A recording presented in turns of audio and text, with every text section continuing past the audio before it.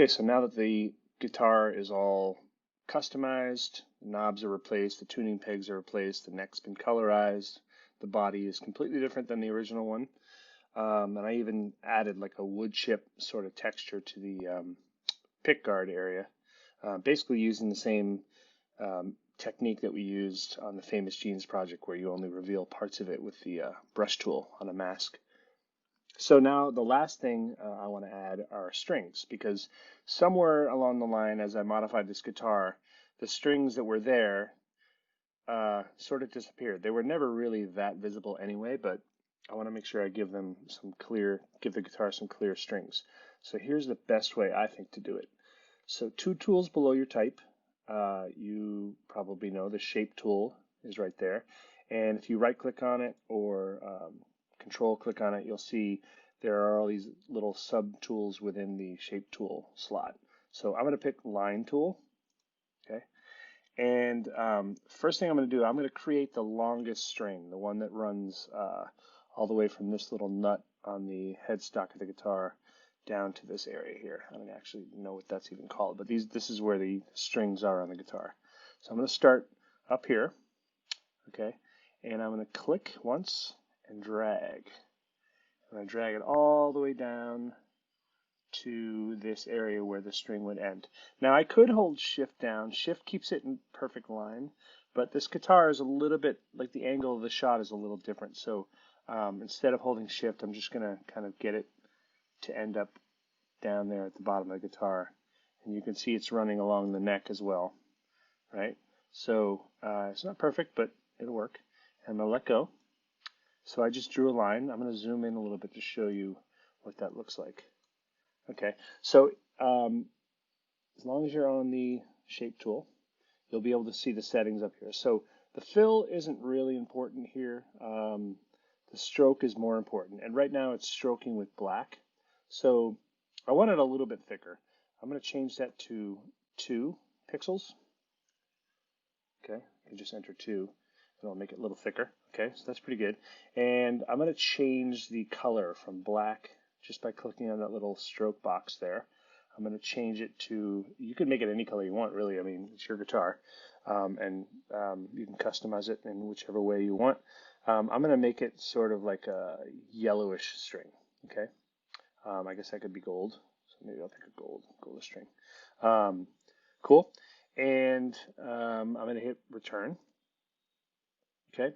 So now, by the way, while you're zoomed in on any image, you can hold down your space bar and your cursor turns into a little hand and you can kind of scroll around an image just to get a better view, right? So one thing I'm going to do to my string just to make it look like it's actually in this picture is I'm going to add a layer style. So I'm going to say layer, layer style, drop shadow. Okay, because these strings are actually elevated a little bit above the neck of a guitar, so you can press your fingers down on it to make different notes. So I'm going to actually change the distance a little bit. You don't really need much of a distance. I mean, I have it at 2 pixel distance. You can make the, if you change the size, it'll make it a little more blurry. Spread makes it a little more concentrated. We can probably leave those two at like 3 and 3. That would probably work. This up here changes the angle at which the light is hitting it, so you probably want it facing straight up like it is, because if you go like this, it's going to cast a shadow going that way. And I think most everything else in this picture of this guitar is as if the light is coming from above. So you can also change the opacity of it if you want to make it kind of not quite as prominent of a shadow, but I would say 100 is probably pretty good, especially as it gets over the neck. You're going to notice that. One other thing you can add is you can go to the bevel and emboss area, and I don't know if you can see what's happening, but you can change, it almost gives like things a highlight. So if you put where the shading little circle is, you can put that right in the middle. It's such a thin line that it might not even really work here, so don't feel like you have to do this. I would say the more important thing is the drop shadow. So don't even worry about it if this isn't working too well. That's fine. Okay, so I'm going to uncheck that actually. So drop shadow is more important. Hit OK. Okay, I'm going to zoom out a little bit. Now I have a string. cool.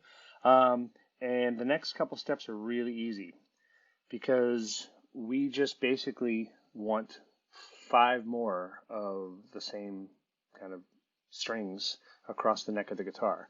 So instead of having to like make another line and add more drop shadows and all that stuff, you can actually just make a duplicate of this layer. So one way to do it is just to right click on top of the layer like I'm just doing right now, duplicate layer. Okay, hit OK. Hit V, which is the keystroke for the move tool.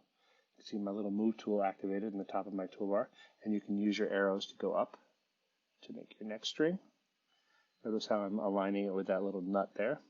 Okay, and then so that's one way to duplicate. You can also hold down the Option key and click and hold on any layer, and it will make a duplicate of that layer. And I'm already on the move tool, so I can move that duplicate. So that's another cool way to make a duplicate. The other third way to make a duplicate is you can actually go on top of your actual image or the string, whatever you want to duplicate. So in this case, the string I just created, and you can hold down the Option key and drag on it. And if you want to keep it straight in line, you would hold down Shift as you drag it. So there's multiple ways to make duplicates of objects in Photoshop. So right now I have 4 strings. I'm just going to do 2 more.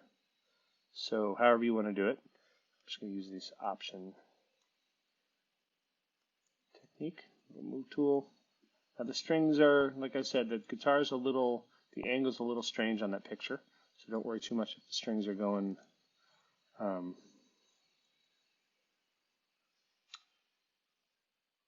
that would be good enough. Okay.